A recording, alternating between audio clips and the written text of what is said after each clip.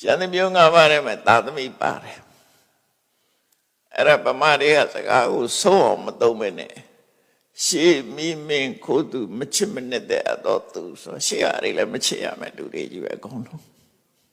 မင်းတို့မိတို့ဆိုလည်းချစ်နစ်တဲ့တရားတွေမှမဟုတ်တာ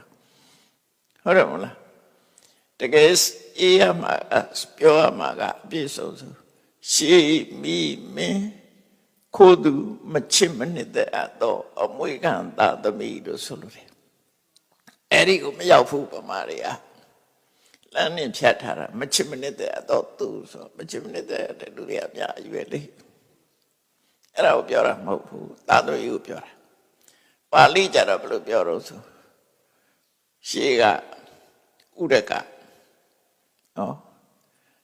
ဥဒကသာဒရဏပစ္စည်းဥစ္စာတွေကရေးနဲ့ပတ်သက်နေတယ်နောက်တစ်ခုအခီသာဒရဏမိနဲ့ပတ်သက်နေတယ်ရာဇသာရဏတိုင်းပြည်အုပ်ချုပ်တဲ့ဘုရင်နဲ့ပတ်သက်တယ်သောရသာဒရဏတခိုးတွေနဲ့ပတ်သက်နေတယ်